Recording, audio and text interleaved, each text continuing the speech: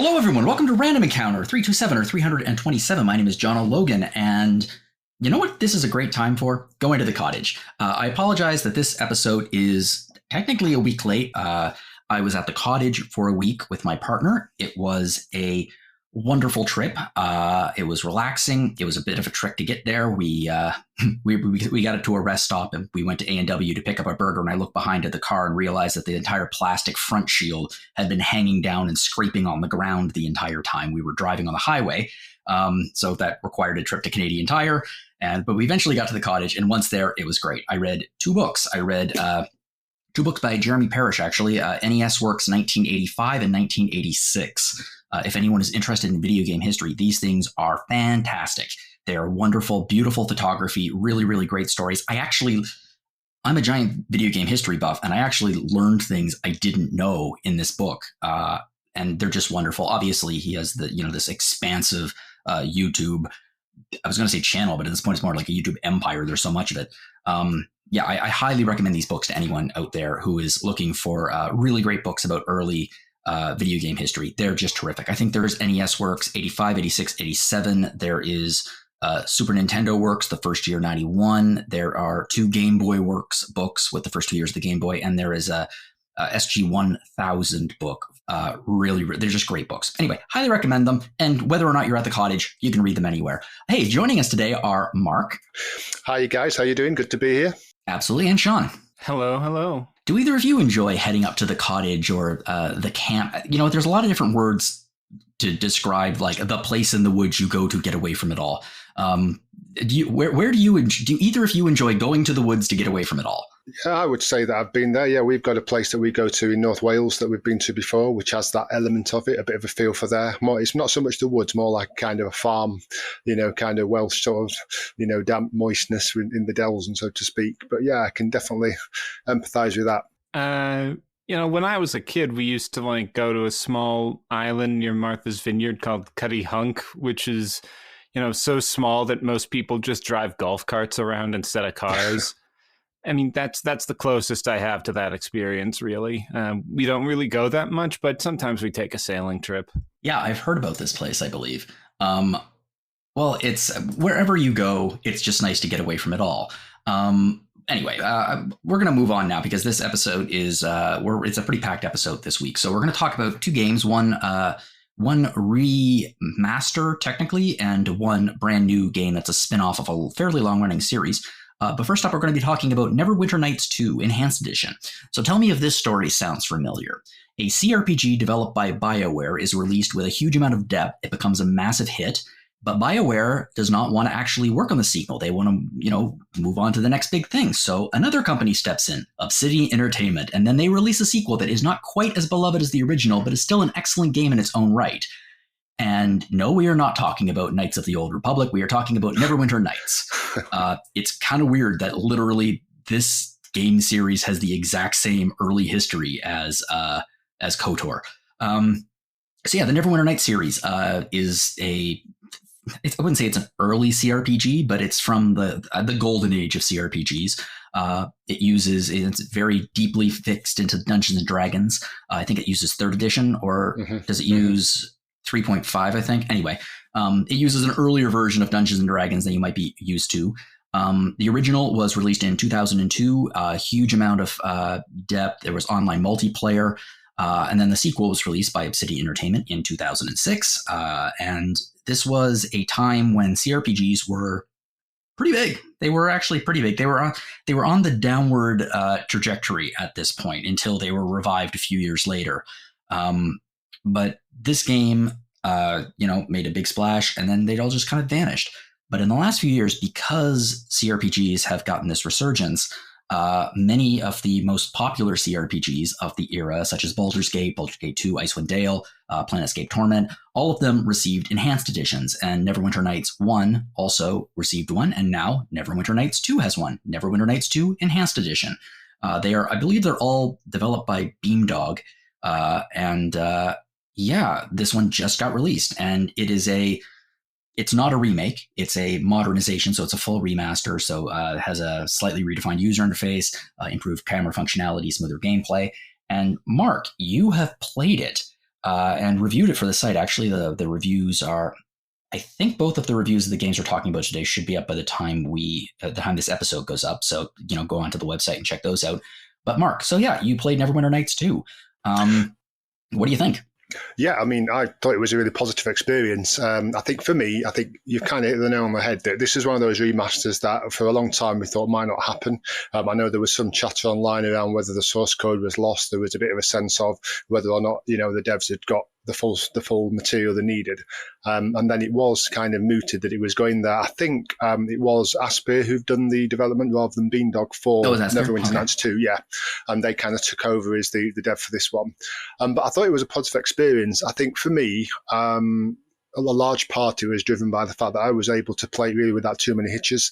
I know that there's been the original version's been available on GOG, for example, for quite some time. I know some folk who've had it right back from the day and they've just tried to patch things through and make it work via various operating systems and updates. And part of the issue I didn't have the time really to be able to keep up and keep on with that and keep making sure the patches were working or try and find mods that were clashing. So I thought the most positive thing was the fact that on my playthrough I was able to run it, didn't have too many hitches. Yes, there were graphical hiccups, and yes, there are bugs. To me, it's almost like a bit of a nostalgia. Yeah, it's the same kind of bug because I'm kind of seeing it through that lens really of the early noughties really, which is when a lot of it was my student time. So just being able, game, yeah, or 20-year-old game, yeah, just about. So yeah, I really enjoyed just being able to have it run, have it work, and have it just be able to have that seamless transition. I also, another big thing for me was the gamepad additionality, which they brought in for this particular remaster. Wasn't sure how it was going to work, wasn't sure whether it was going to be anything that I would choose to actually use, but actually ended up probably playing most of the game with it. And actually, once you get the hang of the mapping and the kind of ins and outs of how they tried to select different abilities and map the rules of the game to the hotbar, so to speak, I actually thought it was great. I would carry on using it. I could manipulate the camera, I thought, quite easily with it. It was easy enough to do. It was getting where I wanted to go to. And then I just thought it was just all the nostalgia of being able to play in the 3.5, D&D. And for those listeners who, have an understanding of that, that was kind of the D&D system of the time. The original Neverwinter Nights was based on 3rd edition. This is based on 3.5, which is almost kind of the idea was to try and tidy up some of 3rd edition's sort of quirks to it, offer more customization. Yeah, you call it archaic, which I suspect there might be some Dungeons & Dragons fans who actually are like, how dare you? Well, to be fair, I could hold my hand up and say that it is my system. I've got a DM group at the moment that's running Pathfinder 1st edition, which for those listeners will know is very similar. It's kind of, the 3.75, if you like, of that. So no, I do completely understand. I call it arcade, but I kind of in a sort of positive way, it just with how complex it is. But I really enjoyed getting into the grittiness of it, character creation does take a long time. You've got a lot of things to consider. And I think I referenced in my review, one of the key things is if you aren't familiar with, the systems of 3.5 with the gaming system, it can be quite daunting because, it's quite an in-depth character creation suite, but also you've got to kind of, I think, have some knowledge of the rules to kind of see how things are going to pan out. And because it's such an older game, it doesn't offer, like say what Pillars of Eternity would do, where, there's a bit of a mapping out of the abilities, or you can kind of see, well, actually, that's what will happen by level 15 and so on. It doesn't make that easy to really pass. So unless you've got knowledge of the system, or at least you're kind of willing to just have a go and see how things work, it can lead to some frustration, especially once you get the mid to late game, because some of the builds, if you're not kind of optimized or have really thought as much as you can, some of the combats are going to be quite hard. But overall, a really positive review. I know it's kind of split opinion online. I think a lot of people thought, is it enough of a remaster? I think I've kind of probably seen it through more of a, I'm glad to have it working. There's a multiplayer part of it, which I've not really been able to explore much, but I'm looking excited to do that, including crossplay, which sounds great. I know it's been Steam Deck verified, which must be fantastic for playing on the go. Again, that's something that we never had. So I was positive about it. I had a good experience. A lot of it was kind of seeing through to where I was, 19 years ago. But yeah, I enjoyed it. I think it's a good product. What's interesting to me is that these enhanced editions, obviously, they are a response to people wanting to see, where did the genres come from after they played Pillars of Eternity or Divinity Original Sin, the games that really revived the genre. which were developed by people who love the genre and originally worked on the genre. But those games really did refine the systems and make them a little bit more accessible. Like there's a reason why these are known as computer RPGs, CRPGs. It's because they were, how can I put this? Computer gamers of the 90s and 2000s tended to be a little bit more detail oriented in terms of the experience than most console players. That is not hitting console players. I was a console player, but like there was a stereotype that they really did not mind sitting down for like a good 2 hours and like mapping their character and figuring out every single little thing. Whereas that clearly is not really as easily done when you're sitting in a couch with a controller. So this is going back to the older CRPG tradition.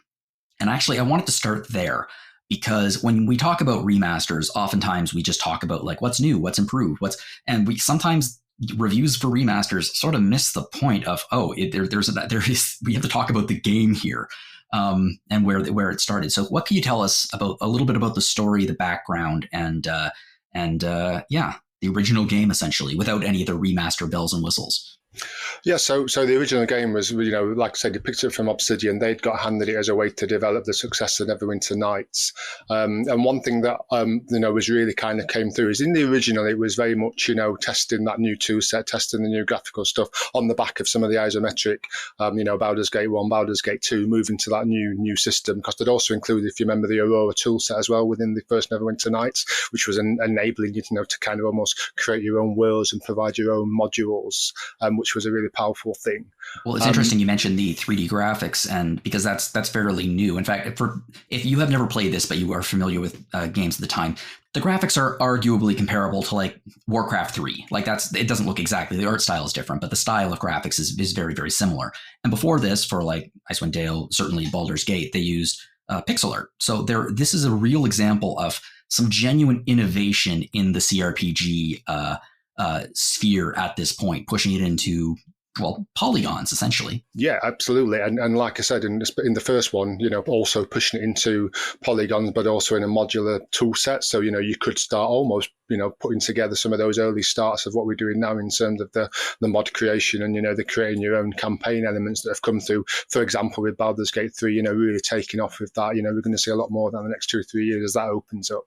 But interestingly, Neverwinter Nights 2 maintains that. The graphics are improved further, but it's interesting, I think, how much, Obsidian lean on, you mentioned KOTOR in your preamble, but, the way they build the companion relationships, the way they build almost a companion, the voiceovers and how they're directed, that really, I think, ties it very closely into kind of where, the RPGs were at that point. It really does hark back to Knights of the Old Republic, just in some of its, kind of cutscene shooting as well. You can really see how that kind of almost took off and kind of provided almost a midway blueprint between Neverwinter Nights and what was to come after. So I think that's also part of the journey that the game has. In terms of the actual plot, I think that's again where it doesn't really deviate too much from, I suppose, what we'd say, a inverted commas traditional fantasy yarn. And I think in some ways that kind of suits it because of the systems it uses. So both from the original to Neverwinter Nights 2, the story is still rooted in Faerû and it's still rooted in very classical tropes. You're not going to, any of your combats, you're going to be pretty familiar with a lot of the different creatures and the different mobs that you're fighting against. They're all very much rooted in classic fantasy ideas and archetypes. So that doesn't really change too much. It's just almost the unlockable, the different classes, unlocking different ability combinations. There's just so much variety. Neverwinter Nights 2 goes to town on that. You can choose so many different racial sort of ancestries. You can choose so many different classes. And by opening up the 3.5, it really starts to become more of a toolbox in that aspect, even if the core narrative structure isn't that different. Interesting, one thing you did mention, Jono, about how kind of, Pillars of Eternity later on carries on, if you like, the CRPG aspect. Towards the end of the Neverwinter Nights 2, it does have almost a very kind of basic, well, it's not too basic, but it's, it's quite difficult to parse. It has its own fortress building aspect, where you get access to a keep and, there's a kind of a mid-game kind of, you need to develop this, or, you need to think about how you might, develop different parts of the fortress or the guardianship of the fortress fortress in order to support the campaign. And as soon as it got to that bit, I remembered, it kind of brought it back. But I also thought, you know what? Pillars of Eternity did a similar sort of thing with the keepers keep there. So it was interesting how that's actually tracked through even into some of our more modern, the more modern relaunch of the genre when Pillars of Eternity came through. It's we were mentioning Obsidian. I think one of the nicest things about believe me, I am as irritated and angry at Microsoft as anybody is about recent events. But I do have to admit, the fact that Obsidian has gone from like this hired gun that basically sort of worked on other people's games and other people's IPs, like obviously KOTOR or New Vegas, which we just did a retro encounter on Fallout New Vegas actually. But they moved from that into some of their own stuff with Pillars of Eternity, and now they actually have some franchises. They have obviously, they have the Pillars of Eternity series. They have Avowed, which is technically a part of the Pillar of Eternity series. They have Outer Worlds. So under Microsoft, they have been one of the very few studios that have actually been sort of flourishing. And their lineage goes back to the very origins of the golden age of CRPGs, like Black Isle Studios, which was a subsidiary of Interplay at the time, and BioWare as well. They worked on Icewind Dale, Planescape Torment, the Fallout games. Obviously, there was Neverwinter Nights and Baldur's Gate from BioWare. And unfortunately, sorry, I'm giving a little bit of a history lesson in the middle if you're talking about the game. Unfortunately, after this game, just because of changing tastes as things continue, very much like the point-and-click adventure game genre, tastes change, and there were some significant major cancellations that came about during this period, including both the original Baldur's Gate 3 and the original Fallout 3, which were both firmly in development and quite a ways long in development. And Interplay closed down Black Isle, and BioWare moved on from these games and started doing some other things. And then the people who were working at Black Isles went off and formed Obsidian, and then thank God they did, because now we have all of these amazing games that are direct. There's a direct lineage to the original versions, such as Neverwinter Nights. Yeah, absolutely. And I think, it's interesting how you said about how they started off almost working on other IPs and then developed their own, because isn't it interesting how, the IPs they worked on originally were all very strong, they're fantastic, made the name, showed the reputation, proved what they can do to get to where Star they Wars are now. D&D, Star Wars D&D and Fallout are three very, very, solid IPs. 100%. Yeah. And like saying, I think Neverwinter Nights are, the work they did in D&D before. I always wondered whether, and, I don't know for sure whether part of the issue with this particular IP with Neverwinter Nights was 3.5 came along and was starting to lose its legs really by the time Neverwinter Nights 2 was out. You'd then got the 4th edition of D&D that came along, and again, listeners might know it was not really generally considered to be one of the stronger editions. It's a bit of a kind of an outlier in terms of where D&D was, heavily combat based. A lot of the systems almost seem to be aping some of the massively multiplayer RPGs of the time. Looking at kind of different cooldowns, different really kind of making it far more focused on the tactical element, which was a kind of a thing happening outside of the actual gaming entertainment side, as in computer game entertainment side. So I've always wondered whether that also had a factor in, why it didn't really get any further, because the kind of the D&D system that was going to be the next D&D system to use just wasn't very popular. It was a real problem until 5th edition obviously came along and, blew everything out of the water for a good decade now, with, Baldur's Gate 3, I suppose, being one example of just how, ubiquitous it is. Baldur's Gate, the success of the early Critical Role, stuff like that, it really did explode in popularity. Absolutely. In terms of, we talked a little about the game. I would actually like to talk about the Enhanced Edition, because obviously the reason why these games are being released is because the original versions are, while they have been maintained by modders, and, bless modders for actually maintaining these old games, that modding does require a certain level of, there's a price to entry where you have to learn how to mod. You have to download, I don't know about this, but you have to download Nexus or another mod. You have to go to Nexus, or you have to download another mod organizer, things like that. Whereas this, you just install it. Let's talk about some of the specific improvements that were made to the Enhanced Edition. Just off the top of your head, what if you were to sit it down and you had never played, you were a big fan of the original, and you were sat down at this, what was the first thing you'd notice? So I think the first thing for me really was, yes, there has been graphical improvements. It is slightly sharper. You've got a much easier way of being able to map it out to your resolution you want to use. That support for the more modern OS and GPUs. So none of that poses an issue. I think the original version, even with mods, used to throw up so many problems in terms of the size of monitor you were using, especially if you were trying to force it to play in windowed mode. All of that's been eliminated. I think that's noticeable, and I think some of the enhancements and sharpness of the textures and the resolutions and the frame rate, I think that's also noticeable. I know it's not as noticeable as I think some folk would want. And again, it goes back to what you said, Jono, that there are mods that do add textures. You can get facelift mods as well. But again, it goes back to that price of entry and around how much time you're willing to put into finding what do those mods require. Do they require any specific scripting, files? Are they going to clash with another mod? Which I think for me is a whole different reason why I think the enhanced edition is of value.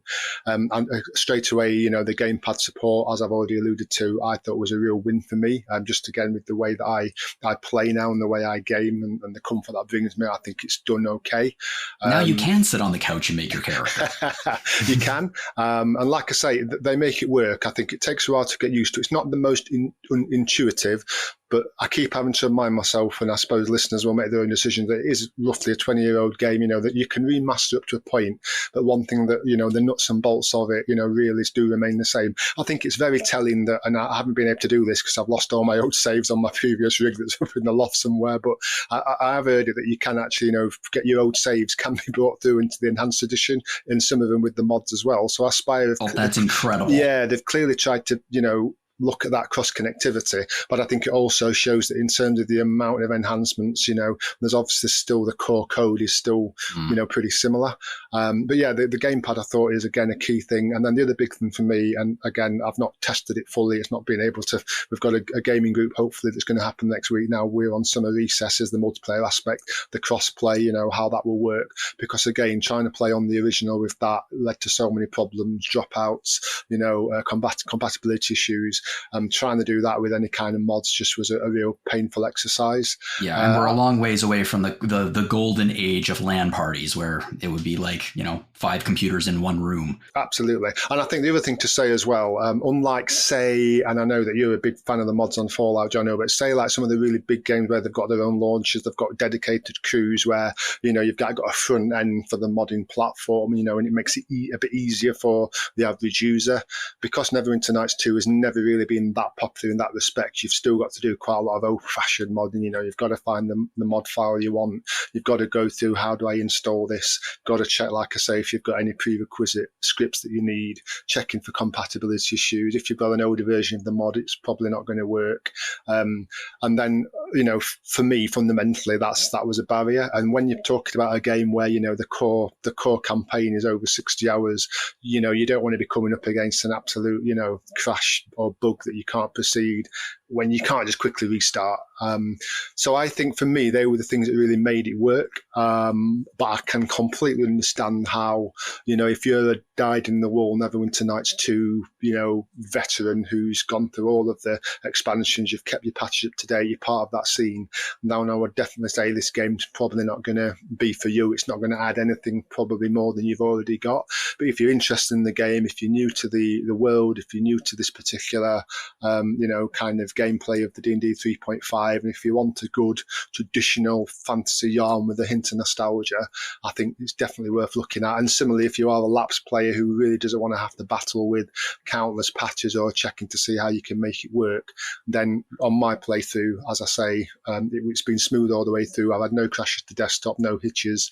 I think there are bugs, as I've said, but I'm hopeful that they'll be patched out. But we'll see. We'll see what kind of level of support, because that's the other thing, isn't it, about, you alluded to sort of BioWare and that aspect. You do sort of wonder about what level of support will we get here post-launch.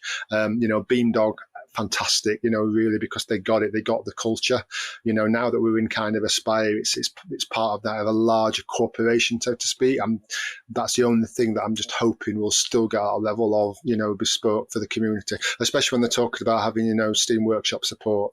That's going to require a level of, kind of patching and debugging consistently to be able to make that work, if that wants to take off in the same way that some of the mods that you can get, for example, on Nexus have.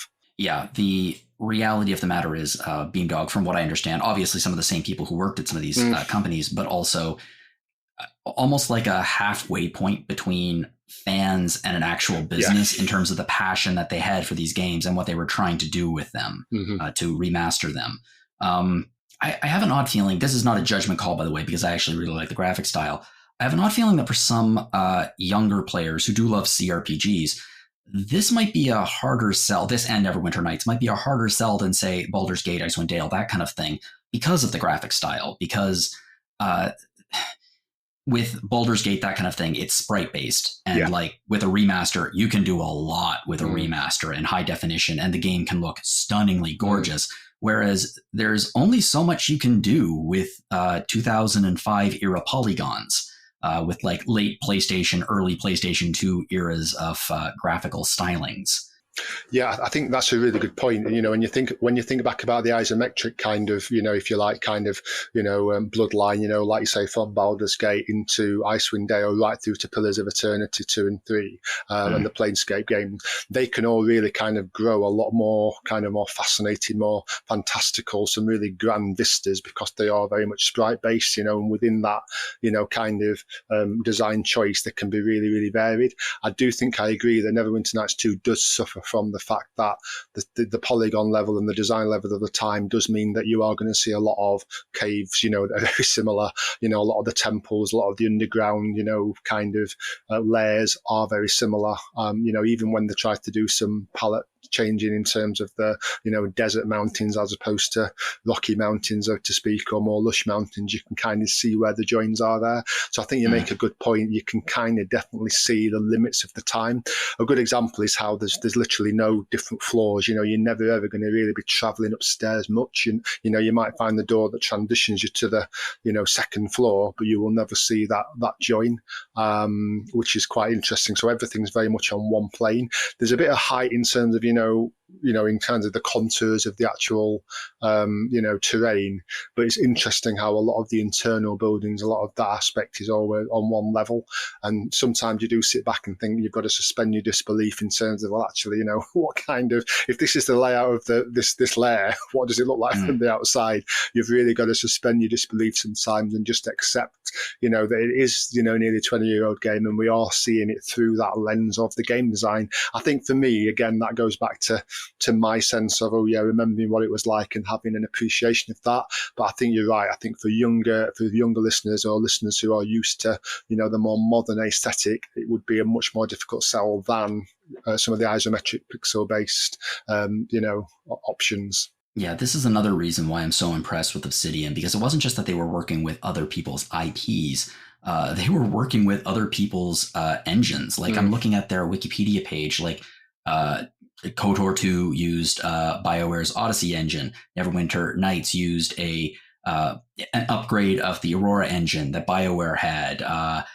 Alpha Protocol was Unreal 3, and then Gainsborough for Fallout New Vegas. Like they had to be masters of being able to pivot. Oh, and then Dragon Siege 3 used the Onyx engine. So they had to be masters of pivoting at the moment on learning how to use these new engines and use them to their greatest ability. And that, I don't think, based on what you've told me and what I've researched, I don't think that impacted the art level or the graphic fidelity of Neverwinter Nights. It seems like they were extraordinarily talented at being able to get the most out of these engines.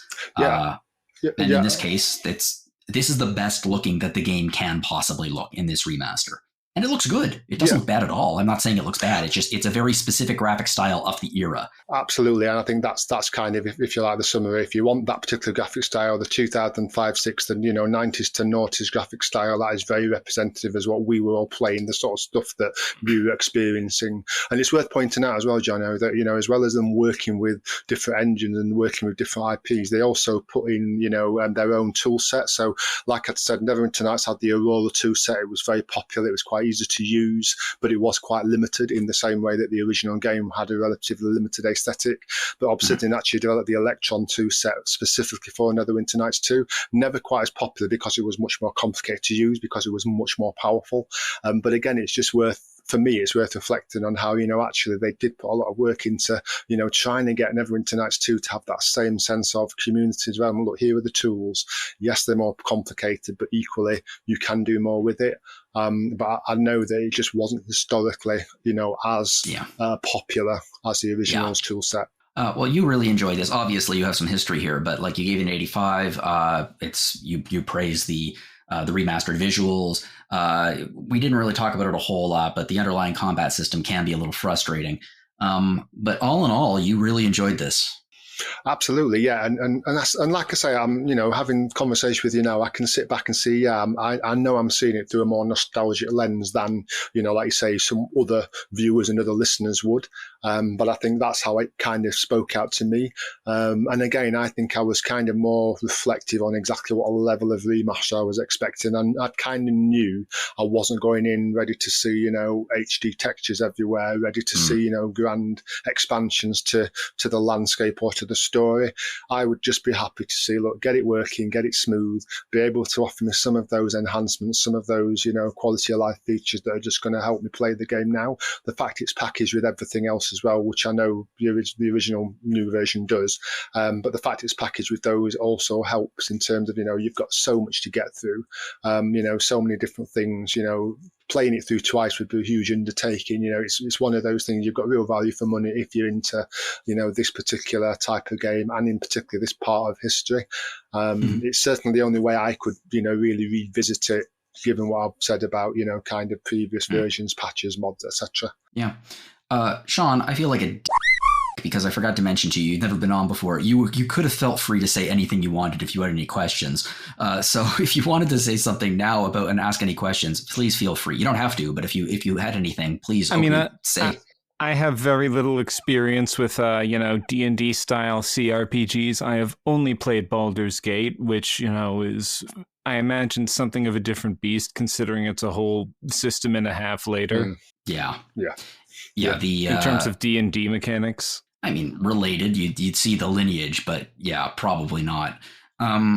There's an incredible book by Bitmap Books called I think it's the History of CRPGs. They've done a lot of wonderful books. Their History of JRPGs. The cover is done by Steph, our Steph, and it's gorgeous. Oh. And they create incredible quality books. And this one's no exception. If you're looking for a Christmas gift or a birthday gift, these books are beautiful, beautiful tomes that have a lot of wonderful, wonderful information in them. Wow, I'm talking a lot about video game history books tonight, but screw it. I'm a big fan of video game history books. Well, Mark, thank you very much for talking about this. And I mean, obviously, it was both a walk down memory lane and it was a look into what this game, the legacy of this game. Yes, yeah. I think that is absolutely what it was for me, and that's reflected in my review and my score. But yeah, and I will be certainly playing it as we speak. I'm carrying on through the campaigns. I'm considering different character builds, and as I say, exploring the multiplayer game. So all good for me. Oh yeah, and if anyone plays this, they're going to be getting a massive amount of content. Like you mentioned, a 60 hour game, but also you have all the expansions are in here as well. Yeah. So it's everything that was released for this game. Mm-hmm, absolutely. And then, like I said, you've just got the whole side of what character do you play and how do you want to play that. There are some branching choices as well, that feed into different alignments, whether you're going to play a slightly more, benevolent character or, a slightly more, non-benevolent character. There is a heck of a lot in there that we could talk on for hours and hours. But, if it sounds interesting, I would definitely give it a go. I think it's the way to play if you're new to, the system or the game. That I honestly believe that. Yeah, and I think most of the enhanced editions are like that. The enhanced editions are really a wonderful triumph of game modernization and game preservation, I think, especially with the level of care that went into them. So I think this is the last one, unless somehow they managed to bully Bethesda into letting them do enhanced editions of Fallout 1 and 2, which I hope they do. Well, it's interesting. I nearly ended my review by asking, is Dragon Age Origins next? But actually, that's making me feel very old if that's the next thing to be remastered. So maybe I'll put a pin in that one. All right. Well, let's pivot from something that makes us all feel old to something that makes us feel, I guess, young because it just got released. Sean, so before I dive into this, No Sleep for Kaname Date from this is okay. I'm going to let you take this first before I say the name of the game. So there's a triple pun in here. Yes, that is the full title. No Sleep for Kaname Date hyphen from the Somnium Files. I know that when we were talking about it earlier, you didn't know if it was AI or I, and like you said, it's a triple pun. AI as in artificial intelligence, I as in the Japanese word for love, and I as in eyeball. All three of which are significant motifs or important thematically in the story of the games as they're connected. Yeah, this is going to be the third game in the series, and technically it's more of a spin-off, I think, than a full game. I recall hearing about an interview somewhere where they said it was initially planned as a third entry, but they scaled it back, and I can definitely see that in the game. The first game was released back in 2019, so the Somnium Files. Very much followed in the footsteps of the Zero Escape series. There are puzzles, dark humor, surreal storytelling, that kind of thing. I'd say it's a bit of a different beast. Well, I mean, it's the same creator. It's the same director, Kotaro Uchikoshi, who's had a pretty substantial history in Japanese visual novels and adventure games. But Zero Escape, We'll get into them when we're discussing this, what this game is about in more detail. But for now, the Somnium Files is a sci-fi near future murder mystery, whereas Zero Escape is kind of a suspense thriller, in the vein of Saw or Cube. So it'd be a different genre, but similar ways of telling it. Well, I mean. Yes, there's similar approaches to storytelling, and that Uchikoshi as a creative usually plays with perspective and how the story is told.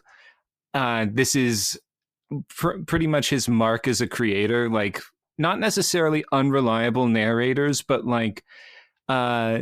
ways of presenting the story that give you one impression, only for it to later be revealed that the way you were experiencing the story was somewhat obscured. It's very difficult to discuss without discussing specific spoilers of basically any game he's written. Yeah, which I don't think we want to do in tremendous detail, but yes, I understand what you mean. Wow, he really, really likes puns involving AI. The second game was the Somnium Files, Nirvana Initiative, so AI in there again. And that was in 2022, and that expanded the story and cast. So yeah, these games are rather beloved at this point, actually, and they're, as you said, sci-fi mystery. And why don't you tell us a little bit about this? So it's a shorter spin-off, brings back the main cast, but there is, I guess, the stakes are a little bit lower.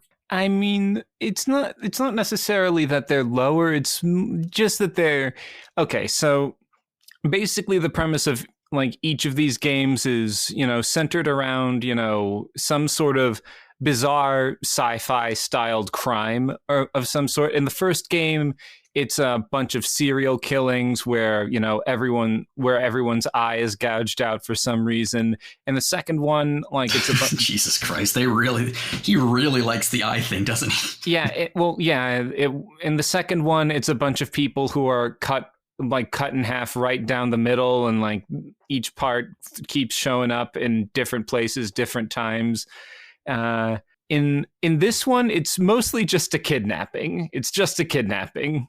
I mean, I would argue that is a slightly reduction in scope as compared to cutting people in half and hiding them around what I assume is Japan. Well, yes, it's a near future Japan. I mean, the kidnapping has deadly stakes, but it's still no one's died yet. While this is a kidnapping rather than eye gouging or dismemberment, there is still a thriller tone to it, right?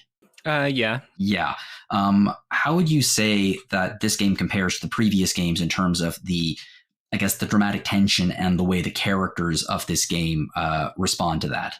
Okay, so a couple things. One thing I want to get off right at the bat is Uchikoshi did not direct this one. He is, listed as series director and scenario supervisor as opposed to main director.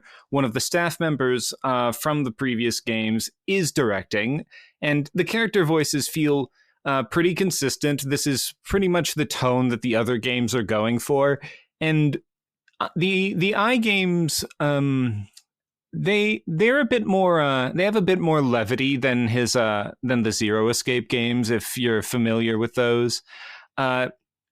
Zero Escape, especially the first one and the third one. The second one has a bit more levity, but is still largely in line. Those games are pretty grim. Like, they don't really let up the tension. Like, characters joke around a bunch, but there's basically all of the music is, kind of droning and intense. There's very little room for things to, stay in, a state of levity. The mood is pretty light. It's kind of relaxing. I'm going to discuss the concept of hangout games in a bit, but it takes place in a, near future setting that, just kind of lets you kick back and relax. The characters, banter like old friends and kind of just have a general rapport. If you examine things, like, you can find them like making stupid jokes about them all the time. But the mystery, when they get to the mystery, they treat it seriously. So there are still stakes in this game, just because it's a kidnapping instead of murder. It's not like they aren't taking this seriously. Yeah, no, it's not a farce. Although it does sound like, based on what you told me, and actually, let's pivot into the hangout thing in just a second. But it seems like this kind of game could actually become a farce just because of the relationship between the characters there. They could make a comedy game essentially based on the characters. Okay, so I discussed this in my review, which is up on the site as we're talking right now. It's a concept that I first heard vocalized by Tim Rogers when he was reviewing Dragon Quest XI for Kotaku, which he actually did twice, once for the initial release, once for the re-release. He talks about the concept of hangout games, where most of the appeal comes from hanging out with the cast and soaking in their personalities. And to be clear, I don't have a hotline into his head. I don't know exactly what he would draw as a line of demarcation as to what makes one game a hangout game versus another. But if you're asking me, like, this solidly counts. Like, a good chunk of the appeal just comes from hearing what how these characters bounce off one another, and that's fun. Especially Date and his little AI partner Aiba,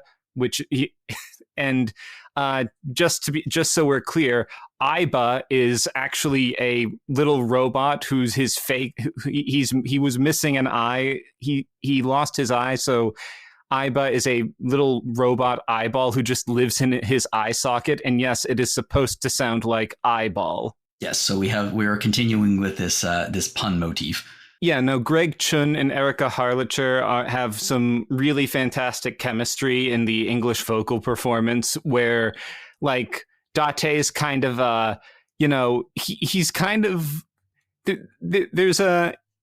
he's kind of a dumb detective half of the time. Like, usually when he gets his breakthroughs by chance, and really, and part of that in the other game, like in the first game where he's the main character, is just that, like, the nature of the crime is so bizarre, it's hard for him to really piece stuff together, so he's just wandering blind half the time. Let's talk about hangout games for a sec, because I love this idea. And I mean, I guess there are a lot of different versions of hangout games that you could consider. Like, I would imagine that a lot of games like Discord, go out with your friends, hang out, with your actual friends, those could be technically classified as hangout games, but this is not what we're talking about. We're talking about a central cast of characters who are very, very close friends, and in playing as one of these characters, you almost feel like part of the gang, I would argue. Yeah. That's pretty much exactly what I meant. This actually, I'd, soaked around in, for example, the Fire Emblem community for a while, and, like, there's a big divide in there between, like, a bunch of games pre-Awakening and, post Fire Emblem Awakening. Like a lot of them don't really like Fire Emblem Awakening. They think like it's thin on story and whatnot. But finding out about this concept kind of made me reappraise it in light of that criticism, because like I don't really need it to have a strong story. I just think I need it to have, strong, likable characters who I enjoy spending time with. And that's enough for me to say, oh, yeah, I think this game is great. It does its job. And that's generally what Fire Emblems have kind of become nowadays. Like Fire Emblem is, increasingly less, about unique story and increasingly more about giving you an opportunity to hang out with a bunch of characters. Like this is what a bunch of RPGs are like, especially party-based ensemble ones. Like, what I would say that, the new Yakuza or Like a Dragon games in the RPG I was about to mention, format. yeah. And there's actually even some DNA there, because I believe Greg Chung plays Namba in it. Yeah. Even the new Pirate Yakuza, I would describe as a hangout game, because that implements some of the party-based mechanics, even if it isn't like a, ensemble RPG where you can play as a bunch of characters. And you have your centralized cast of characters on the ship with you. Whereas the Yakuza games used to be rather solitary, because it, starred a man who was extremely solitary. But the new ones are much more social. I mean, if you want to stretch it, I guess you could call them a hangout game in terms of, taking in the character of the general city of Kamurocho. And like there's some recurring characters here and there who you can, just check up with. I mean, technically, if you want to call a cabaret club hanging out, you could also go for that. But by definition, that's hanging out. By definition, that is hanging out indeed. Like, the Tales games especially, I would describe as big hangout games. One of the things I think that Tales games get more than a lot of other Japanese RPGs or RPGs in general is that they are focused on character interplay specifically. Like I can, if I brought up Tales of Vesperia, which is one of my personal favorite Tales games, I could not only tell you what every main party member's personality is, I could tell you what they think of and how they treat each other party member. And that is something Tales games do pretty much better than most other RPGs out there. What I find fascinating is how this concept of hangout games, and I'm trying to think if there's an equivalent in Western video games right now, but like it's really started to become infused in so many ways into RPGs and obviously things like this, adventure games. Because I would argue that Final Fantasy VII, the PlayStation version, is not a hangout game. Has a great cast, but not a hangout game. Final Fantasy VII Remake and Rebirth, yeah, kind of hangout games. Like the character relationships between the various characters who we know so well, the balance is very different, and the way they treat each other is very different in the remakes as opposed to the original. So it's fascinating how this concept has started to make its way into other video games and other, I guess, remakes. Yeah, it is delicate. Like, again, like, yeah, I do see what you mean. I'm not going to like say specifically that the original isn't, because it's kind of a haphazard concept we've suddenly like got to defining here. But I would agree with you. So is Metroidvania, and look where we are now. True, but I would agree with you that the original Final Fantasy VII doesn't really... You're right in that it doesn't have a focus on specific character interplay. Like, there are important relationships, like Cloud with both Aerith and Tifa, and, that. And, the entire rest of the supporting cast, Cloud's, vendetta against Sephiroth. But you're right, it isn't really focused on a very casual vibe, whereas the remakes... really up the opportunities for characters to interact with each other, because you're not just limited to taking like a couple people along at a time. Yeah. Okay, we're getting way away from talking about the game we're talking about, but I do want to say, out of Final Fantasy games, actually, I kind of feel like Final Fantasy VI is a bit of a hangout game in terms of the relationship between the casts. I think if they ever do remake Final Fantasy VI, that could be something. My last word is that this is actually very common in other, like, visual novel adventure game type things. Like, usually they'll have a fan disc. Like, for example, Fate's Stay Night has Fate Hollow Ataraxia, which is 90% just characters hanging out and doing nothing important. Like, there's a bunch of instances like that in, like, the visual novel scene. And even some, like, visual novels that ostensibly are the main plot, like Umi Neko, are kind of just, like, not mostly about character interplay and their specific relationships. So getting back to, No Sleep, the reason I bring this up here is that I think, this hangout vibe is it's the appeal of this game for me. It's why I, ultimately gave it a review that came out positive. But I mentioned it because I think that's what's holding it up, because the central mystery is pretty weak. Mm. Yeah, you mentioned that it's very short and oddly paced. Yeah. Basically, Date is kind of thrown. I really don't want to get too much into detail, partly because, it was recommended that we not discuss anything past chapter 2. Mm-hmm. But the way that the mystery unfolds, like, it starts and stops in weird ways. Details are doled out at very odd times, and their exact relevance is kind of nebulous. Like, there's an entire distraction that mainly just exists to set up a character beat that I think is pretty satisfying in isolation, but doesn't really tie into the main plot all that well, except tangentially. It sounds like, obviously it's the even if we were to treat this as a mainline entry, it's the third game, this is not the thing you'd want to start with. Oh, no, this is series. Like, this is something like, no, because if you start with this, you're going to just get the vibe of all these characters who know each other and have like history with each other, but not much of a, it's very rare that people are sold specifically on something by saying, oh, it's just fun to see these characters talk and hang out, unless it's like Seinfeld or something. When you're selling it as like, a mystery or thriller type thing, they want that aspect to carry them through. And I would say, the Somnium Files, the first game, delivers on that. The mystery is bizarre and it's, pretty hard to see where it's going, but the answers that they end up giving you, they're fun. Like, the characters and how the story is paced is good, even though it's a branching story. And I think like it manages to balance, the feeling of hanging out with the cast and seeing them bounce off each other with the thriller elements and the murder mystery. Here, the mystery almost feels like an afterthought, and some characters are sort of cordoned off. For example, Iris, who is, the pink-haired girl on the cover and who was a major character in the first game, she's kind of cut off from everyone else because she's kidnapped. She gets a lot of opportunity to interact with Date and Aiba because they're in communication with her.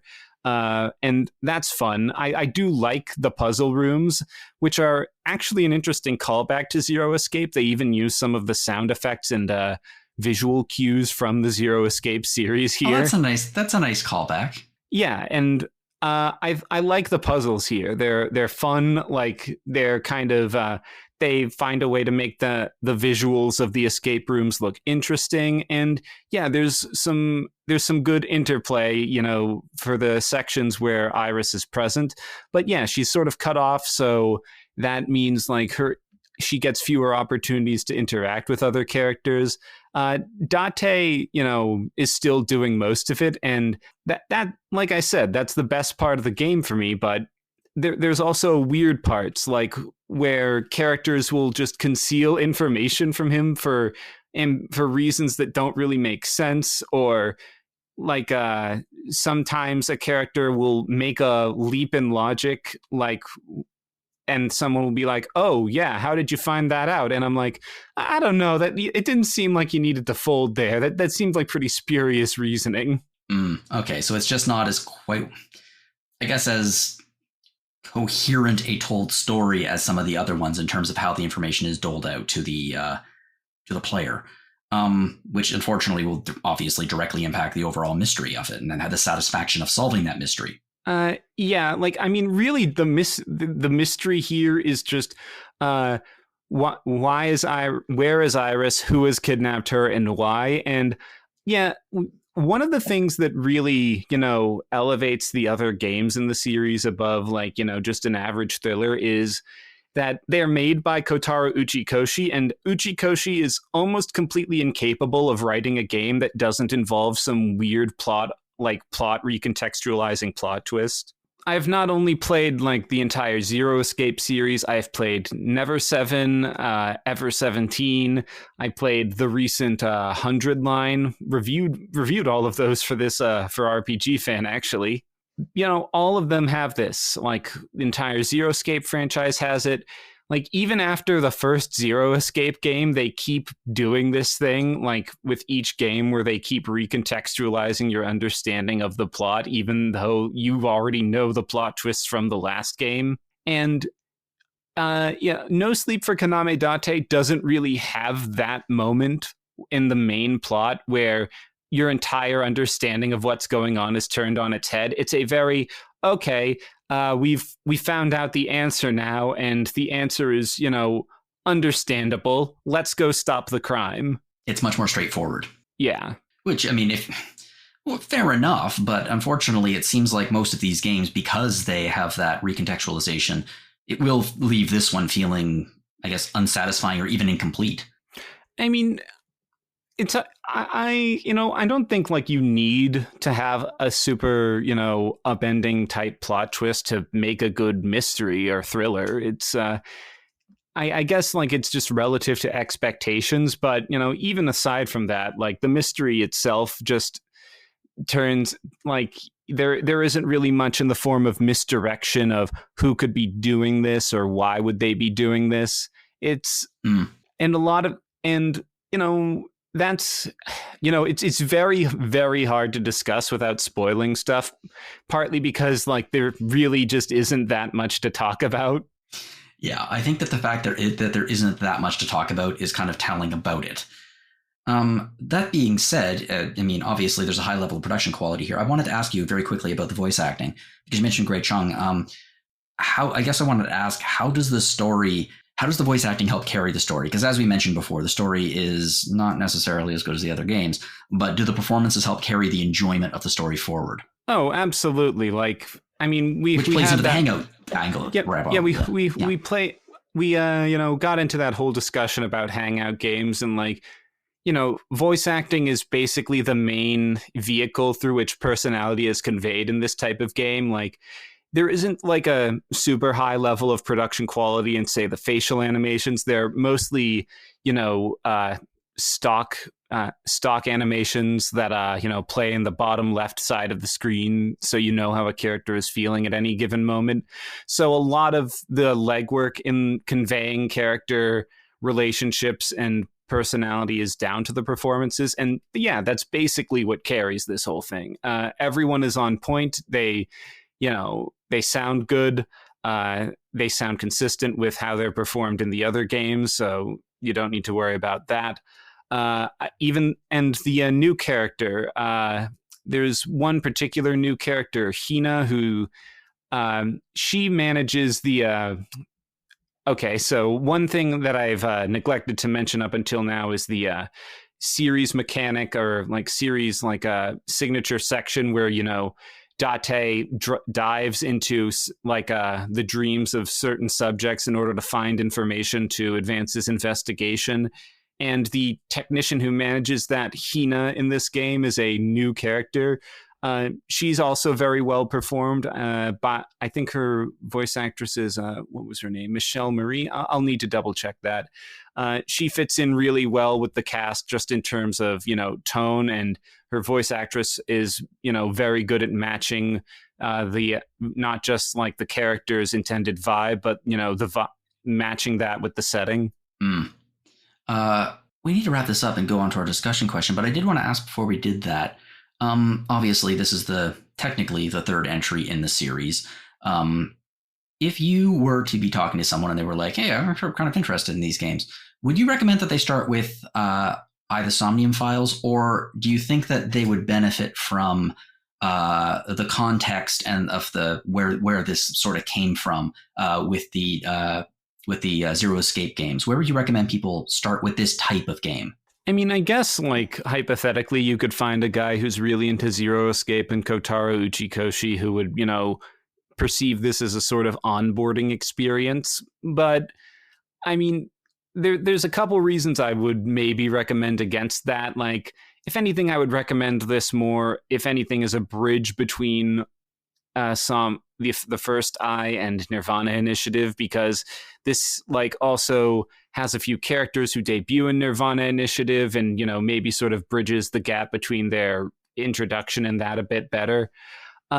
Like I said, since the central mystery is so thin, you're probably going to need something to carry you through this, and the first game is going to get you invested and set up some of the running jokes that kind of continue into this and then into Nirvana Initiative. And make no mistake, the humor is really the selling point of this. Like, I keep clicking on individual objects just in the background just to hear what dumb things they say. There's some funny short gag endings that you can find here just by like messing around and pursuing a bunch of stupid conversation threads or random background items, and they're great. And yeah, like the humor is what really endears me to this. And the first game, and to a certain degree the second, they both have that, and they both have mysteries that are engaging and are paced out. And this feels more like a DLC pack. And I'm glad that it isn't $60, but it is still a bit high. It's a 10-hour game, and the others are about 30, I think. I haven't played them in a while, so I'd need to double check. But yeah, ultimately, just kind of you might want to wait for this one to depreciate in price. Play the first one, maybe play this in between that and the second one, and you'll probably have a decent time. Excellent. Okay, let's move on to the discussion question now. But first, I'd like to thank you both for coming on today. It's a Saturday afternoon. I appreciate you giving me your afternoon. Actually, Mark, for you, it's evening, so I appreciate it even more because you're giving me your Saturday night. No problem. Enjoyed it. The discussion question today is, this is real basic, but we had a conversation before, and it's not going to be deep thoughts or anything. It's just going to be kind of fun. I wanted to ask you both, what games are you interested in playing right now that aren't RPGs, or specifically in our coverage, just on the outside? So first I want to start with Mark. Mark, what about you? Okay, so I'll go with something completely on the outside. So I know that we've got the latest college football game coming out, which I've been interested in. I know they released one last year, and this year they've got the sort of the second year of the new release. I've always been quite interested in it, just as a kind of an actual culture and the sense of how it is. So that's one that I'll probably look at. It has kind of got a career mode, so I guess there's a bit of outside link to RPGs there. I suspect that I'll be able to level up players. We'll have to see. But I'm interested in that one. I think it's either out or coming out, I think, this summer. Awesome. And Sean, are you playing any, for the lack of a better word, batch crazy and things right now? I've been meaning to get around to say the new Donkey Kong. I just gotta, get that. But the game that has kind of caught my interest more as a public curiosity, though I have played it, is Uma Musume.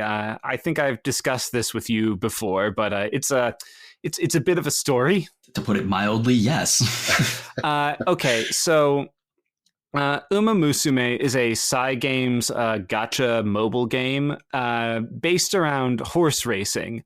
It recently kind of popped off because a bunch of streamers started domino effect playing it, like one right after the other. And it eventually reached a high, I think at one point it had a higher all-time, concurrent player count on Steam than the new Persona 5 gacha, which is kind of wild to think about, though. Having played that one, I think maybe Persona 5's competing with itself because the gacha is just more of the same. Just gacha. But with Uma Musume, it's basically kind of just about horse racing. Like the mechanics are, but the horses are anime girls. And the mechanics are like you go through like a career, train them in specific stats and, play to their specific attributes, hope they do well in the horse races, etc., etc. that's like the gameplay aspect, and it is pretty addicting. Like, I've played a bit of it, and I do think like the gameplay loop, definitely has been, fine tuned to retain attention. But what interests me even more is just like the real world like background of this whole thing. Because when I say it's a horse racing game where the horses are anime girls, I mean that like they're based off of real world Japanese racehorses. Like they all have the same names, and in most cases they have like their career modes are each like tailored to the specific real world horse's history. Their personalities are based off of them. Like, for example, okay, there's this one gold ship who's sort of become the series mascot. Her personality is basically that she's weird, quirky, and just kind of says random things out of pocket, but is, for some reason, frighteningly talented. The real horse, Goldship, is, and mind you, I'm hearing a lot of this through the grapevine, so, take it with a slight grain of salt, because it's probably translated from several Japanese sources with, slightly nebulous sourcing. But Goldship was basically granted perfect genetics by, like, the horse breeding gods or something, but for some reason could never perform consistently. Like, some days he would perform, like, incredibly, some days it would be inexplicably poor, and the jockey would pray in most races just that the horse would behave normally. And then when he retired, it turns out, instead of like retiring after like an injury or just getting too old, he was apparently still in perfect health and racing condition, which most people took to mean he wasn't even trying most of the time. I understand what you're saying. I'm looking at the character right now. Wow. Okay, I'm trying not. My wow is not judging. My wow is like, this is insane in an insanely creative way that I am having trouble wrapping my brain around. Yeah, and because of like the weird and because they have to license the names of the horses from the people who own them, they actually had conditions for how the horses are supposed to be portrayed, and Goldship was explicitly instructed to be difficult to work with in terms of how you got to training her. Like, for example, sometimes she'll just be like, okay, you can't train me in any attribute but this one I want you to train me in, and like no other horse girl in the game does that. I think her jockey said they didn't go far enough. She needs to be more insane, whereas like her one of her other handlers said something along the lines of, oh no, she's even more insane, which I think is kind of funny in terms of contrasting opinions. I think my favorite part about all of this that you mentioned, which I just think is hilariously funny, is that the developer of the video game is Psy Games. It was supposed to be released in 2016. It was delayed until 2021. And for those who know, Psy Games is the developer of our returning champion on the most anticipated lists of next year for RPG fan, Grand Blue Fantasy, which I just find hysterically funny. Partially one of the reasons why Grand Blue Fantasy was probably so late is because they were so late in developing the girl horse race game. It's amazing. I mean, I actually do have a Grand Blue account because the game's Japanese app is translated into English. They actually did an Uma Musume collab a few years ago, I think, in Grand Blue. I have never in my life had something that I do not want to play this much, and I'm also really glad that it exists. Well, that's awesome. It certainly eclipses my choice, although I think my choice is actually pretty interesting too, which is I don't have a Switch 2 yet, but I was looking at some of the stuff from Donkey Kong Bonanza, and I was like, I kind of feel like playing a Mario platformer, and my partner just finished Mario Odyssey like a couple of days ago. I was like, I kind of want to play a Mario game, but I don't want to play one I've already played before. And so I went online and started looking for some fan games. And there is one fan game that is released called Super Mario All-Star Attack. It is not completed yet. I think they're only up to World 7. A new version just got released a few months ago. And it looks amazing. It looks so good. And it plays, I've played a little bit of it. It plays so well. It feels so much like an actual Mario game, but with like more imagination and more options, more characters. It looks gorgeous with a slightly different art style, so it's not just copying off like Mario 3 or World or anything like that. It's 2D, so it doesn't use like 3D art. It looks gorgeous. And this just reinforced my absolute love of fan games, especially fan games that are of this level. And some of the ones that are just astonishingly good, and as good, if not better, than what Nintendo or Capcom have been releasing. Like some of the Mega Man fan games are astonishing. Mega Man Unlimited is perfect. It is a Mega Man game. If you put someone in front of this, they'd be like, oh, wow, when did this get released on the NES? Or certainly the most famous one, which I actually kind of want to play again because I discovered recently that a team had picked it up years later after Nintendo gave it took it off the internet. AM2R, which is another Metroid 2 remake, and it was so good. I enjoyed it so much more than I did Metroid Returns, and I enjoyed Metroid Returns, but it is perfect. It is a perfect Metroid, 2D Metroid. I highly recommend that people check that out. I feel the same way about Samus Returns, though I do think Metroid Dread was a great step up. I love that game. Metroid Dread's way better than Metroid Returns, and Metroid Returns isn't bad. I do find it funny that it was called AM2R because a bunch of people, like when that started development, were apparently doing, a bunch of Metroid 2 remakes, but it was the only one that really like broke through. It's the only one that got released, at least in the full version. The fact it was released in the full version at all is just spectacular. But apparently the new team who is working on it, because they got the source code somehow, don't tell Nintendo, they are like reworking the art. They're like eliminating anything that was pulled from other games, so it'll be completely original. Everything in it will be originally created. And I highly recommend that people play it. You can play it right now. I will not tell you how to find it because that would get us in trouble, but it's awesome. And so is Super Mario All-Star Attack, and so are like Mega Man Unlimited or any of the Mega Man, not any of the Mega Man, but many of the Mega Man fan games. If you have a favorite series and they haven't released an entry for a while, chances are that fans have taken up the mantle and will release something that you will love. So yeah, take a look online. There's lots of sites that'll direct you towards it. Anyway, one site that will probably not direct you towards it is ours because we tend to focus on the mainstream stuff, although we do cover some fan translations. And if you want to support us in our efforts to cover, fan translations and other games, actual legitimate games, you can do so by visiting our shop. You can find it at www.rpgfan.com/shop.